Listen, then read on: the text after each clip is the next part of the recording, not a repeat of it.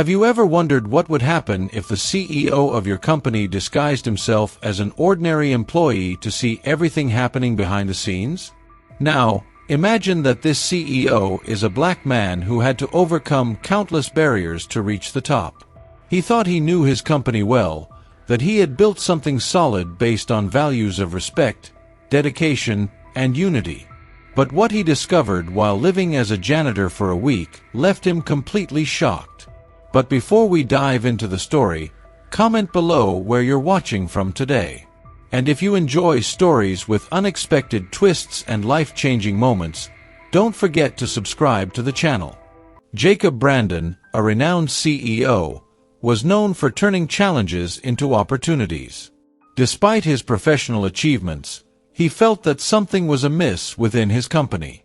The growth numbers and business awards were impressive, but there was an underlying discomfort he couldn't shake off.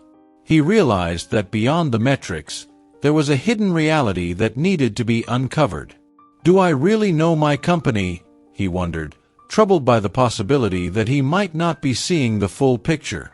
Jacob understood that, to truly grasp what was happening, he needed to get closer to his employees, to understand their emotions and what drove them daily.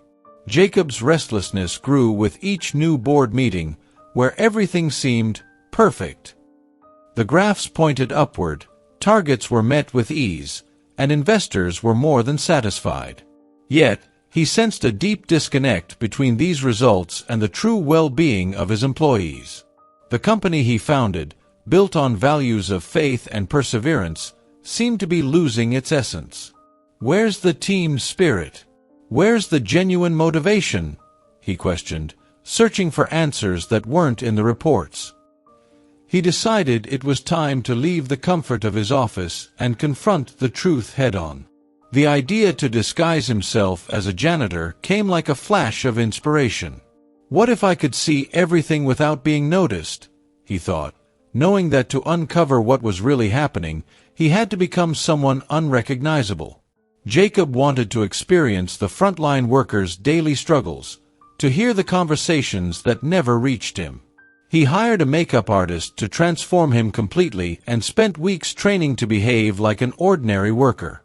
I need to know what it's like to work here without the weight of my name, he told himself, ready to dive into this daring and revealing experiment.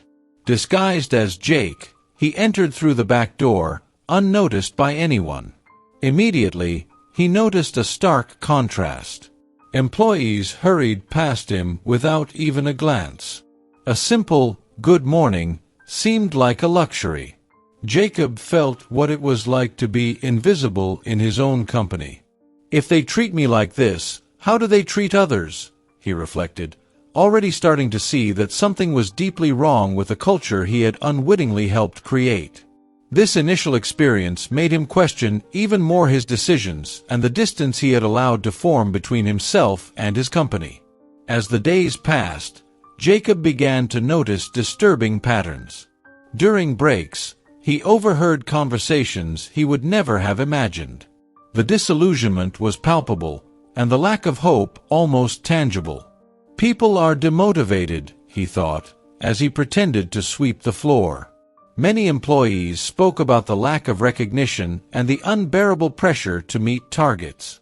It was a shock for Jacob, who had always believed the company was like a big family. It can't be that no one sees this, he reflected, feeling a mix of guilt and the need for action.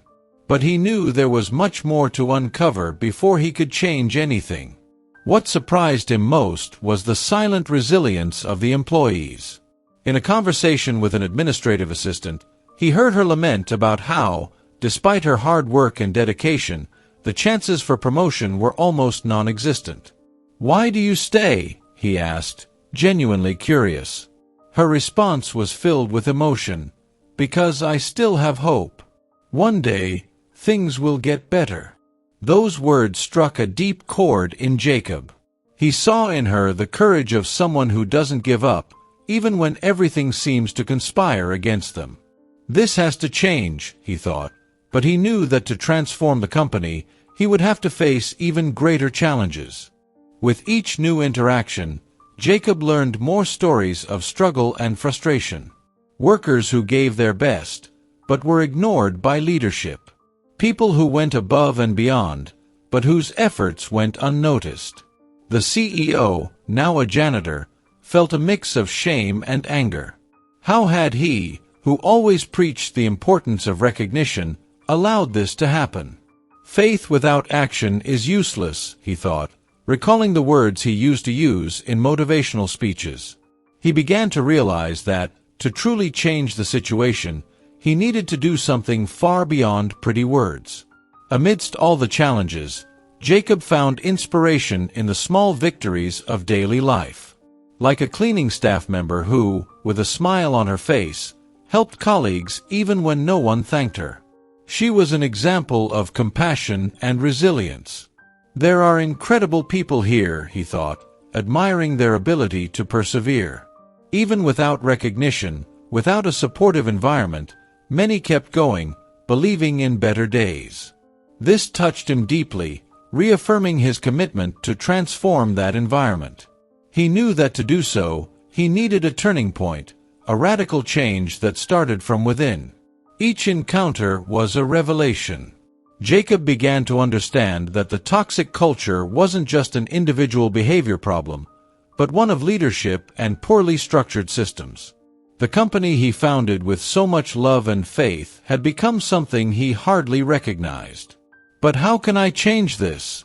He thought, feeling a new energy growing within him. He knew the transformation needed to be complete, starting with himself and extending to every process and person within the organization. True leadership isn't about giving orders but inspiring change, he reflected, feeling ready for what lay ahead. The last day as Jake was particularly intense. He heard stories from employees who, despite all the obstacles, continued to persevere. One of them was a supervisor who, even without resources and with a reduced team, managed to deliver exceptional results. That's dedication, Jacob thought, impressed. But sadness was inevitable as he realized that this effort went unnoticed by superiors. It was as if people were just numbers, not human beings. This has to end, he decided, already planning what he would do when he returned as Jacob Brandon. The mission was clear, to turn every struggle story into stories of recognition and success. The feeling of guilt and responsibility was overwhelming. Jacob never imagined the situation could be this bad. The words faith and compassion echoed in his mind. How had he, a leader who always preached these values, allowed the company to reach this point? But instead of being paralyzed by remorse, he decided to use this revelation as fuel for change. The only way to redemption is action, he thought, determined. It was time to act, to use his position to make a real difference. Jacob knew that revealing his identity would mark the beginning of a new chapter in the company's history. After a week living as a janitor, Jacob was ready for the big reveal. He knew it would be a shock for everyone, but he also knew it was the only way to make people understand the gravity of the situation. They need to see that I care, he thought as he prepared for what would be one of the most important moments of his career. In his mind, he already visualized the impact his revelation would have, not just on the employees, but on the entire company culture. He wanted to show that true leadership is being alongside people, understanding them, and, above all, being the first to change. The day of the meeting arrived. Jacob, still in the janitor's uniform, walked onto the stage set up in the company's courtyard. The employees, curious, looked at this simple man, not knowing what to expect. Silence filled the air. With a slow and deliberate movement, he took off his cap and said, "I am Jacob Brandon." A murmur of surprise ran through the crowd. He then began to talk about everything he had seen, heard, and felt that week. He spared no details, sharing stories even the employees were unaware of. "We have a long road ahead, but we're starting now," he said, closing his speech with a promise of deep changes. Disguised as Jake, Jacob stepped into a world that was both familiar and alien to him. The corridors he once walked as CEO now felt different. Every interaction took on a new weight. He noticed the hurried steps of employees, the whispered conversations, and the heavy sighs of those overwhelmed by the workload. His role as a janitor allowed him to blend into the background, to become invisible. It was both empowering and disheartening. As he pushed his cleaning cart through the bustling offices, he couldn't help but wonder how many of these people were struggling in silence, hiding their frustrations behind polite smiles and empty courtesies. During his first break, he sat in the corner of the cafeteria, watching the dynamics unfold. Groups formed and disbanded, each with its own story. He listened in on conversations, pretending to read a newspaper, and heard complaints about everything from long hours to lack of appreciation. "It's like nobody cares about us," one young man muttered, his voice filled with resentment. Jacob's heart sank. He had always prided himself on creating a company where everyone mattered, but here was the proof that his vision had been distorted somewhere along the way. His faith in his leadership was shaken, but it only strengthened his resolve to set things right. One day, as he was cleaning the lobby, he noticed Linda, his top executive, berating a junior employee. "This is unacceptable. How can you be so incompetent?" she snapped, her voice echoing through the space. The young man stood there, head bowed, stammering an apology. Jacob felt a surge of anger. This was not the leadership he believed in, and seeing it play out in front of him was both eye-opening and painful. He realized that no one had dared to challenge Linda's behavior, perhaps out of fear or indifference. It was a harsh revelation. The culture of fear was pervasive, and it was poisoning the very foundation of his company. Jacob decided to observe Linda more closely. Over the next few days, he watched as she navigated her role with a mix of arrogance and detachment. She was efficient, no doubt, but her approach was cold, almost ruthless. Employees flinched when she entered the room, conversations died down, and smiles disappeared. "Is this what I've allowed my company to become?" he thought, dismayed.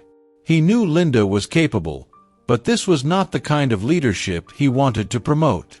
Leadership, he had always believed, was about more than results. It was about fostering an environment of trust, respect, and encouragement. Clearly, something had gone terribly wrong. In another part of the building, Jacob met John, a longtime warehouse worker. John was in his late 50s, his face lined with years of hard work and dedication. He had a reputation for being reliable, always going the extra mile to ensure things ran smoothly. Yet, despite his efforts, he remained in the same position he had been in for over a decade. "No one notices what we do back here," John said with a weary smile. "They just see the end product." Jacob felt a pang of guilt. How many Johns were there in his company? People who gave everything and received nothing in return. It was time for these silent warriors to be recognized. Emma, a receptionist he met during his rounds, was another revelation. Bright, kind, and always willing to help, she embodied everything Jacob wanted his employees to be. But her talent was being wasted at the front desk. "I've applied for other positions," she confided one day, "but they say I don't have enough experience." Jacob knew this was a lie, a convenient excuse used to keep someone so talented in a role far beneath her capabilities. "We need people like you in leadership roles," he thought, but said nothing. For now, he was still just Jake, the janitor. But soon, he would be back as Jacob, and things would change. Each encounter left Jacob more determined. The stories of John and Emma were just the tip of the iceberg. There were countless others, each with their own struggles, each doing their best in an environment that did not value them. He spent hours listening, his heart heavy with the weight of their words. The more he heard, the more he realized how disconnected the leadership team was from the reality of their workforce. "We're so focused on profits and growth that we've forgotten the people who make it all possible," he reflected, feeling a deep sense of responsibility. It was clear that change had to come, and it had to come from the top. Jacob's experience as Jake also revealed the extent of favoritism within the company. Promotions and rewards were often given to those who were close to the management, rather than those who truly deserved it. He overheard a conversation between two employees discussing a recent promotion. "It's all about who you know, not what you do," one of them said bitterly. Jacob's heart sank further. This was not the meritocracy he envisioned. He had always wanted a company where hard work and dedication were rewarded, regardless of position or connections. This was yet another area that needed urgent attention. One day, he witnessed a particularly troubling incident. A lower-level employee was humiliated in front of his peers for a mistake that was not entirely his fault. The supervisor's harsh words echoed through the hallway, and the employee, visibly upset, mumbled an apology before walking away, head down. Jacob clenched his fists, fighting the urge to intervene. He knew that revealing himself now would be premature, but it took everything in him to hold back. He felt a wave of compassion for the young man and knew that such behavior could no longer be tolerated. Respect and dignity are non-negotiable, he thought, vowing to address this issue head-on. As the days passed, Jacob found himself gaining the trust of many employees. They saw him as a sympathetic ear, someone who understood their struggles without judgment. He became a confidant, listening to grievances that had never reached the upper echelons of the company. It was both heartbreaking and enlightening. He realized that many of the company's issues stemmed from a lack of communication and a leadership team that had grown complacent and out of touch. "We need to bridge this gap," he thought, making mental notes of every problem he intended to tackle once his true identity was revealed. One evening, after his shift, Jacob sat alone in the break room, reflecting on everything he had seen and heard. The sheer scale of the problems was overwhelming, but he knew he couldn't let it paralyze him. "I've seen the worst, but I've also seen the best," he mused, thinking of people like John and Emma, whose dedication shone through despite the odds. He knew that, with the right changes, his company could become a place where people felt valued and empowered. "It's going to take time, but we'll get there," he vowed silently, his mind already racing with plans and strategies for the future. By the end of the week, Jacob had a clear picture of the challenges ahead. The culture of fear, the lack of recognition, the favoritism, these were not isolated issues but symptoms of a deeper problem. The company had lost its way, and it was his job to guide it back to its core values. "We've been focused on growth and success, but we've forgotten what really matters," he reflected, feeling a renewed sense of purpose. He knew that the road ahead would be long and difficult, but he was ready to lead the charge. The time for observation was over. Soon, it would be time for action. Jacob's experience as a janitor had been eye-opening, but it was only the beginning. He knew that the real work would start when he returned as CEO. The revelations he had uncovered were painful but necessary. Sometimes, you have to break down to rebuild stronger, he thought. He was prepared to confront his leadership team, to make difficult decisions, and to rebuild the company from the ground up. But he also knew that change wouldn't happen overnight. It would require patience, perseverance, and a commitment to the people who made his company what it was. "We're going to do this together," he promised, knowing that the toughest battles were yet to come. As Jacob discovered a side of his company that had been hidden from him for far too long. The more he observed, the clearer it became that the culture he had worked so hard to build had been corrupted by complacency and poor leadership. There was a stark contrast between the company's official values and the reality on the ground. Employees who went above and beyond were overlooked, while those who merely played the politics game reaped the rewards. It was disheartening, but also a crucial revelation. Jacob knew that to rebuild, He needed to understand these hidden truths fully, no matter how painful they were. One of the first truths Jacob uncovered was the prevalence of favoritism. Promotions and opportunities were often given not based on merit, but on personal relationships with the management. He overheard conversations that confirmed his worst fears. "I can't believe she got the promotion again. We all know it's because she's friends with the boss," someone whispered in the break room. It was a bitter pill to swallow. Jacob had always believed in fairness and hard work, and seeing this disparity was a blow to his principles. He realized that the very foundation of his company's meritocracy was crumbling under the weight of bias and favoritism. But the favoritism was just the tip of the iceberg. Jacob soon learned about the severe disconnect between the upper management and the everyday workers.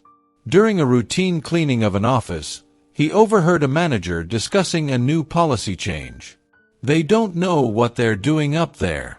This is going to make our jobs twice as hard," the manager complained, clearly frustrated. Jacob realized that these decisions, made with good intentions, were having a negative impact on the ground. The lack of communication and consultation with those affected was creating resentment and inefficiency. It was a wake-up call that the leadership was out of touch with the realities of its workforce. Another troubling revelation was the lack of recognition for hard-working employees. Jacob saw countless examples of workers going the extra mile, only to be met with indifference or, worse, criticism. In one instance, he watched a young woman named Sarah put in extra hours to finish a project, only to have her efforts dismissed in a team meeting. "This isn't good enough, Sarah. I need you to try harder," her supervisor said, ignoring the fact that she had been the last to leave the office for days. Jacob's heart ached as he saw her struggle to hold back tears. How many more are suffering in silence like this?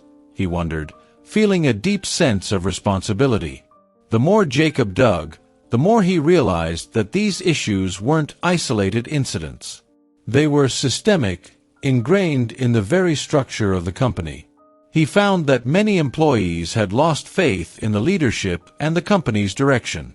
"We used to believe in this place, but now it's just a job," one longtime employee confided in him. Jacob felt a pang of guilt. He had built this company to be more than just a workplace. It was supposed to be a community, a family. But somewhere along the way, that vision had been lost. It was time to bring it back, but first, he needed to understand how deep these wounds went. One of the most heartbreaking discoveries was the plight of the lower-level employees. Jacob saw firsthand how they were often overlooked, their contributions minimized. In one conversation, he spoke with a janitor named Mike, who had been with the company for over 15 years.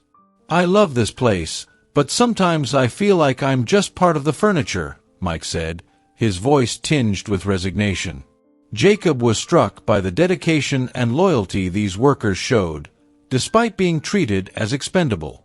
It was a harsh reminder that the company's success was built on the backs of people like Mike, people who deserved far more than they were given. Jacob also uncovered instances of unethical behavior that made his stomach churn. He heard stories of managers manipulating numbers to meet targets, of supervisors taking credit for their team's work, and of bullying tactics used to silence dissent. It was the antithesis of everything he stood for. This isn't just about poor leadership, it's about integrity, he thought, determined to root out these toxic elements. He knew that changing a culture required more than just new policies. It required a fundamental shift in values and behaviors. But before he could make that change, he needed to understand just how deep the rot went. One evening, Jacob witnessed a confrontation that encapsulated everything wrong with the company. A junior employee had made a mistake on a report, and his supervisor was berating him in front of the entire office. "You're useless. How could you mess this up?" the supervisor yelled. The young man, visibly shaken, could barely respond. Jacob's heart pounded with anger. He wanted to step in, to defend the young employee, but he knew he couldn't break cover yet. Instead, he took a deep breath and silently vowed to ensure that no one in his company would ever be treated like that again. Respect and dignity had to be the cornerstones of the new culture he wanted to build. Despite all the negativity he witnessed, there were still glimmers of hope. Jacob encountered employees who, despite the toxic environment, still believed in the company's potential. They were the unsung heroes, the ones who kept the wheels turning through sheer perseverance and dedication. He met a team leader named Rachel, who, despite constant pushback, fought for her team's recognition. "I know things are tough, but I still believe we can turn this around," she told him one day. Her words were a beacon of hope amidst the darkness, and Jacob knew that it was people like her who would be the key to transforming the company. The deeper Jacob delved, the more he realized that the company's problems were deeply entrenched but not insurmountable. He began to formulate a plan, not just to address the symptoms but to cure the disease at its root. It would require radical changes, starting with the leadership and permeating every level of the organization. "We need to rebuild trust from the ground up," he thought, feeling both the weight of the task ahead and a renewed sense of purpose. He knew it wouldn't be easy, but he was ready to take on the challenge. After all, the company was his creation, and it was his responsibility to set things right.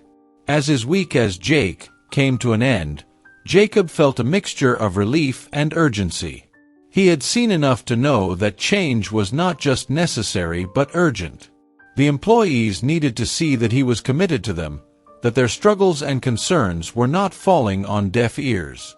"This is only the beginning," he thought, preparing himself for the next steps. He knew that revealing his identity would be a shock, but it was a necessary one. His time undercover had given him the insight he needed to act decisively, and he was ready to do whatever it took to restore the faith of his employees and rebuild the company from the inside out. Jacob's experience had opened his eyes to the hidden truths that had been festering within his company. The favoritism, the disconnect, the lack of recognition, and the unethical behavior were not just challenges, they were opportunities. Opportunities to redefine what his company stood for, to rebuild it on a foundation of trust, respect, and integrity. He knew the road ahead would be long and fraught with difficulties, but he was ready. His faith in his employees and in the company's potential was stronger than ever. "We've been through a lot, but this is just the beginning," he thought, bracing himself for the revelations and reforms that were about to come. During his time as Jake, Jacob met employees who, despite the toxic environment, shone like beacons of hope. Their dedication and kindness stood in stark contrast to the disheartening realities he had uncovered.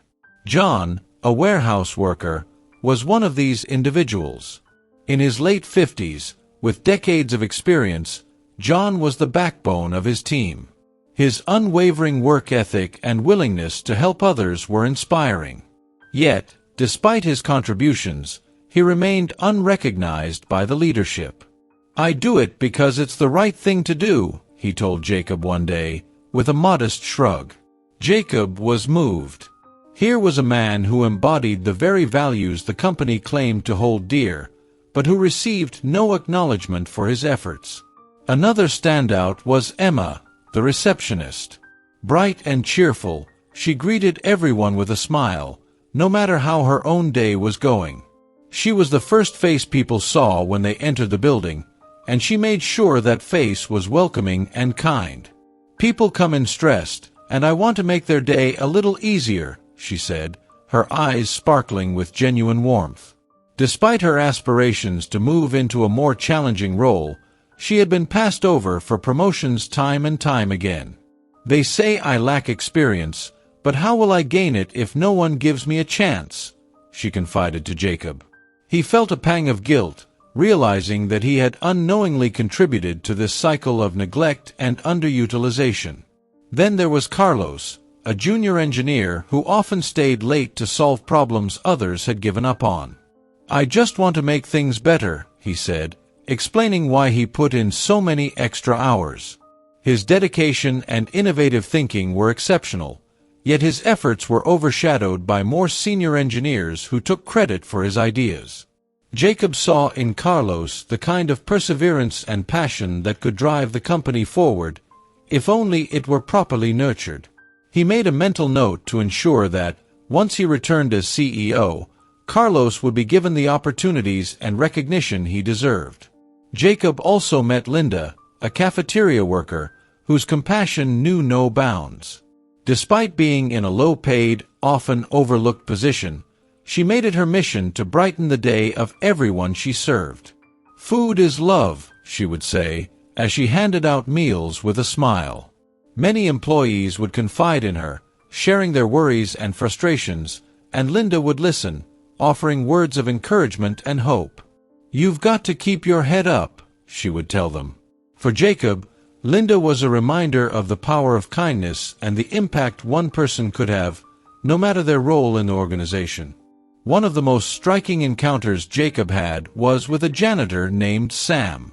Despite facing numerous personal challenges, Sam always showed up with a positive attitude, doing his work with pride and precision. "I like to think that what I do matters," he said one evening, as they cleaned a conference room together. Jacob realized that Sam's attitude was a testament to the human spirit's resilience. Even in the face of adversity, there were people who chose to persevere and give their best. It was humbling for Jacob to see how someone in a seemingly small role could have such a profound impact on the overall morale of the workplace. These individuals, each in their own way, highlighted the stark contrast between the company's stated values and its actual practices. They embodied courage, compassion, and perseverance, traits that should have been celebrated but were instead overlooked. Jacob felt a growing sense of responsibility to these people. They were the heart and soul of his company, and they deserved better.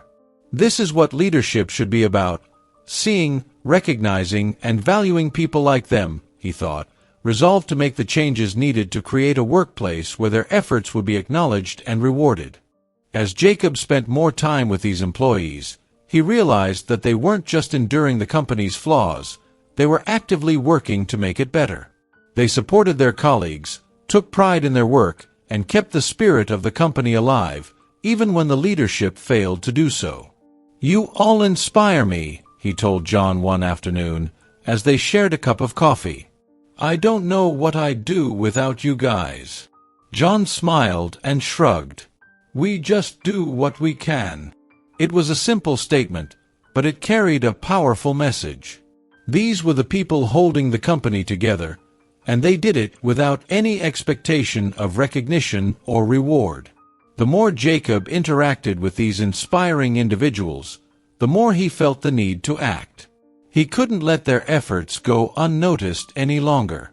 They had shown him what true dedication looked like, and now it was his turn to reciprocate. He knew that, as CEO, he had the power to change things, but more importantly, he had the obligation to do so. "I'm going to make this right," he promised himself. It wasn't just about policy changes or new initiatives. It was about transforming the culture to reflect the values these employees lived by every day. He wanted to create a place where people like John, Emma, Carlos, Linda, and Sam felt seen, heard, and appreciated. Jacob's week as Jake was drawing to a close, but he knew his work was just beginning. He had learned so much from these unsung heroes, and he was determined to use that knowledge to reshape the company. "I owe it to them," he thought. They had given him a gift, the gift of perspective, and he intended to honor it. He started drafting a plan in his mind, outlining the steps he would take to ensure that the company would no longer be a place where talent went unrecognized and voices went unheard. "Change is coming," he whispered to himself, feeling a surge of determination. As he prepared to reveal his true identity, Jacob felt a mixture of excitement and anxiety. He knew the road ahead would be difficult, but he was ready. He had seen the best his company had to offer in the form of these incredible individuals, and he was inspired by their resilience and commitment. "We're going to do this together," he thought, visualizing a future where every employee felt valued and empowered. He was about to take the first step in a journey that would transform not just the company, but the lives of everyone who worked there. And he knew that with people like John, Emma, Carlos, Linda, and Sam by his side, success was not just possible, it was inevitable. One of the most disturbing revelations Jacob had during his time as Jake was witnessing the failures of leadership within his company. He observed firsthand how those in positions of power abused their authority and neglected the very people who kept the business running. Linda, his top executive, was a prime example. She was efficient, driven, and highly respected by upper management, but there was a darker side to her leadership style. Jacob saw how she belittled employees, dismissed their concerns, and created a culture of fear and compliance. It was a stark contradiction to the values he thought his company represented, and it left him questioning how he could have been so blind to these issues. Linda's behavior was particularly troubling because it seemed to set the tone for other managers. Jacob noticed that her approach was emulated by those below her. Supervisors would publicly reprimand employees for minor mistakes, creating an atmosphere of anxiety and distrust. "If you can't get this right, there's the door," one manager shouted at a young employee struggling with a new task. Jacob clenched his fists in frustration.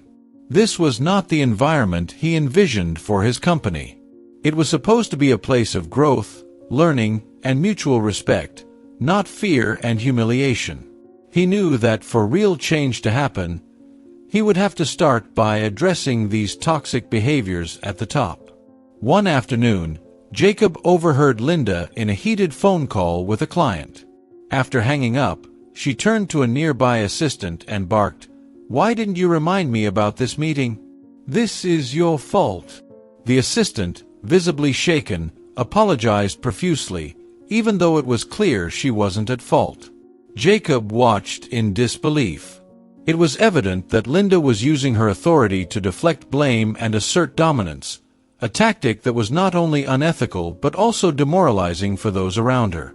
This was a critical moment for Jacob, as he realized that leadership failures were not just about poor decision-making, they were about character and integrity. Jacob also witnessed a lack of accountability among the leadership team. When targets weren't met, the blame was often pushed down the chain of command. One senior manager, after a disappointing quarterly review, called his team into his office and berated them for their laziness and lack of commitment. The truth, as Jacob knew from his undercover experience, was that these employees were overworked and undersupported. They were doing their best in an environment that set them up for failure.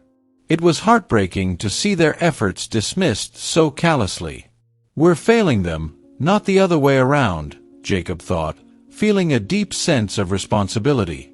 The toxic culture extended beyond just harsh words and misplaced blame.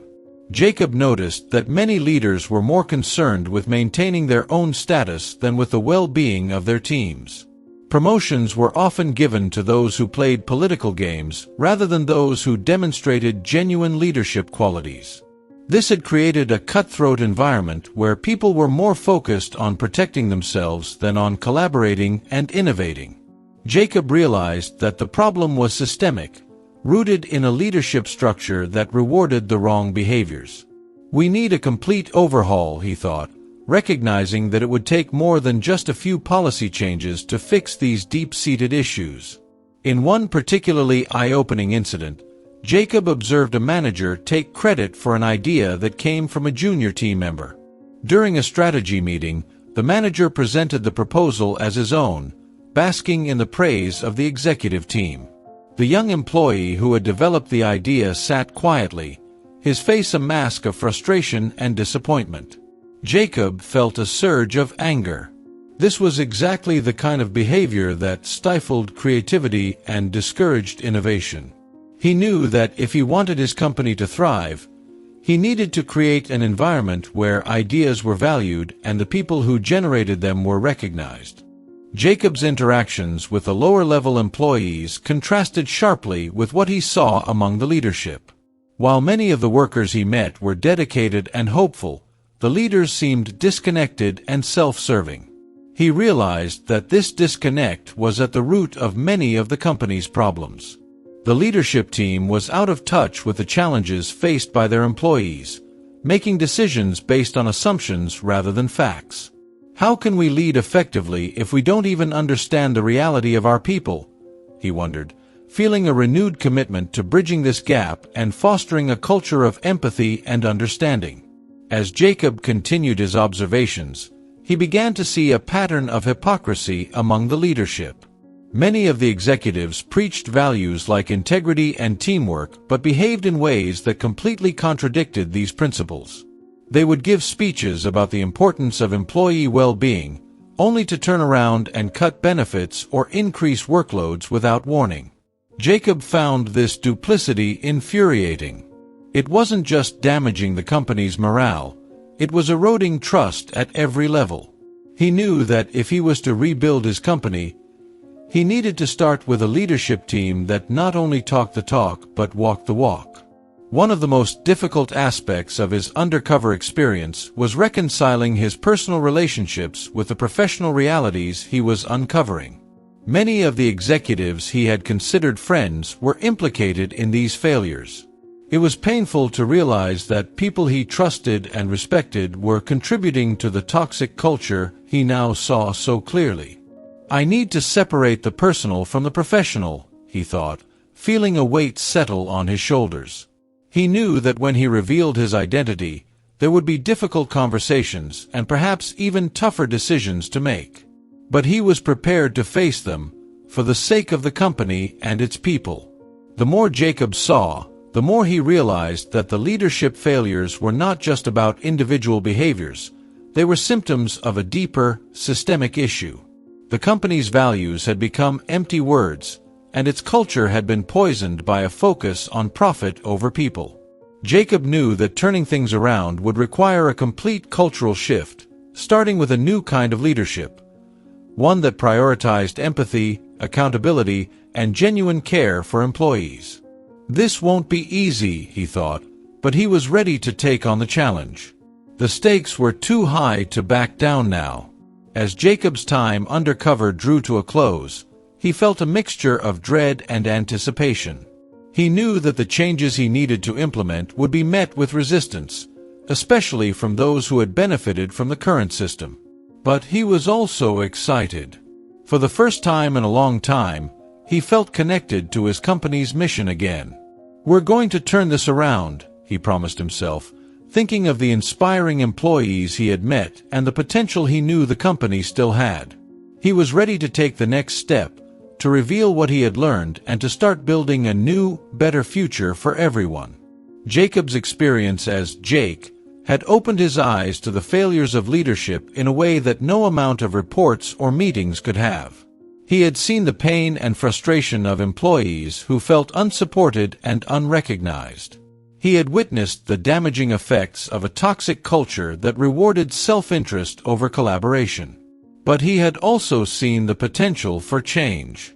He knew that if he could harness the dedication and passion of his employees, if he could create a leadership team that truly embodied the company's values, they could rebuild something extraordinary. This is just the beginning, he thought, preparing to step back into his role as CEO with a renewed sense of purpose and determination. The day of revelation had finally arrived. Jacob Brandon, still in his janitor's uniform, stood in the center of the company's main auditorium, surrounded by hundreds of employees. There was an air of anticipation mixed with confusion. Most of them were unaware of the true reason for this sudden, company-wide meeting. As he stepped up to the microphone, he could see the curious faces, some even puzzled by the presence of a janitor on stage. With a deep breath, he removed his cap and said, "I'm Jacob Brandon." A wave of gasps and murmurs swept through the room. The shock was palpable as everyone began to realize that their CEO had been among them all along. Jacob started by sharing his journey over the past week, detailing his experiences as Jake. He spoke about the employees he had met, the struggles he had witnessed, and the culture of fear and favoritism that had taken root in the company. "I've seen the best and the worst of what we've become," he said, his voice steady but filled with emotion.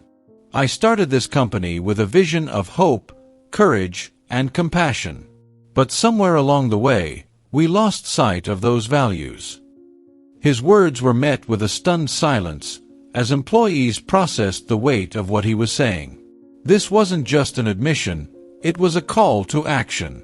As Jacob continued, he made it clear that he was taking responsibility for the failures he had observed.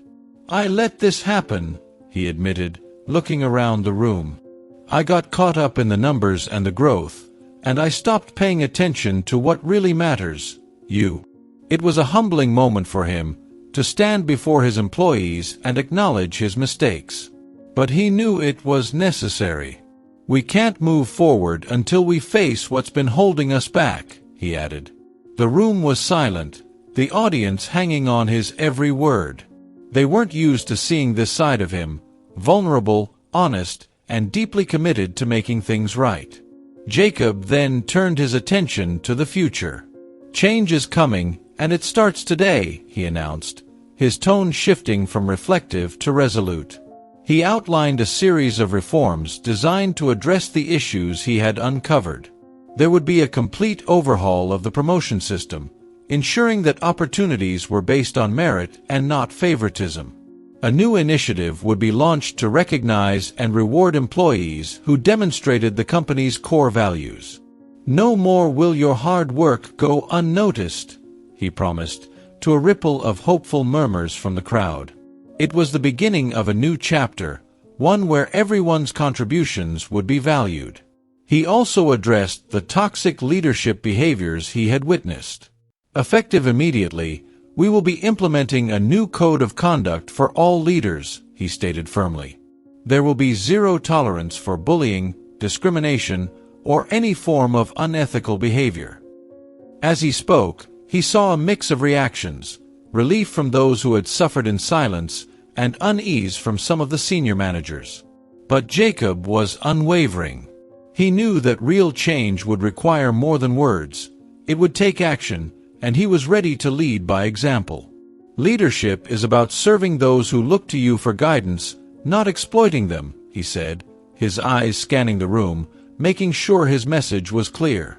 One of the most impactful reforms he announced was the creation of a new internal council composed of employees from all levels of the company. "This council will be your voice," he explained. "They will have direct access to me and will ensure that your concerns and ideas are heard and acted upon." The idea was met with applause, a sign that many felt this was a step in the right direction. For too long, decisions had been made behind closed doors, with little input from those affected by them. Jacob wanted to break down those barriers and create a culture of transparency and inclusion. "We're in this together," he emphasized, feeling a surge of hope as he saw the positive reactions around him. As Jacob wrapped up his speech, he knew that words alone wouldn't be enough. He needed to prove his commitment through actions. He announced the first initiative of this new era, a company-wide review of every department to ensure fair treatment and equal opportunities for all employees. "This is not a witch hunt," he clarified, "but a way to make sure that we're living up to our own standards." He could see the relief and gratitude on many faces. For the first time in a long time, they felt heard and valued. Jacob knew that this was just the beginning of a long journey, but he was ready to walk that path with them, side by side. After the meeting, Jacob spent hours talking to employees, answering their questions, and listening to their concerns. Many were still in shock, but there was also a palpable sense of hope and excitement. "I can't believe he actually did this," one employee whispered to another. "Maybe things will finally change." Jacob smiled as he overheard these conversations. He knew he had taken a bold step, but it was just the first of many. There was still a lot of work to be done, and he was more determined than ever to rebuild the trust and faith that had been lost. "This is our company," he told a small group gathered around him, "and we're going to make it better together." Jacob's revelation had a ripple effect throughout the company. Employees who had felt disconnected and demoralized now saw a leader who was willing to get his hands dirty, to truly understand their struggles. It was a powerful message, one that resonated deeply. He knew that he couldn't change everything overnight, but he was committed to doing whatever it took to create a workplace where everyone felt valued and empowered.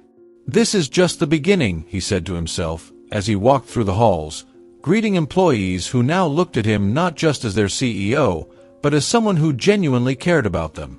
The journey ahead would be challenging, but Jacob was ready.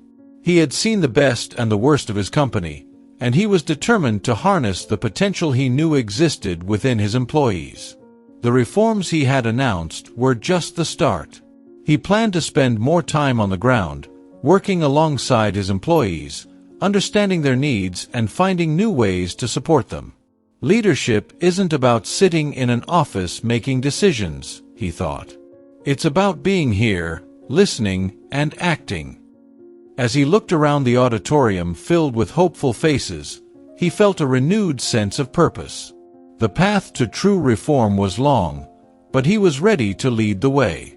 Have you ever stopped to think about how leadership and workplace culture affect your life every day? After everything you've heard, it's clear that change starts from within. So, are you ready to transform the way you approach challenges in your own job or business? Don't settle for less than you deserve. Ask questions, challenge the status quo, and most importantly, don't be afraid to take action. The path to success isn't easy, but with perseverance and courage, you can achieve your goals and even inspire others to do the same. And if you want to keep learning about leadership, personal development, and transformation, don't forget to subscribe to the channel and turn on notifications. We're here to help you grow, evolve, and, of course, to never stop believing in your potential. Let's do this together.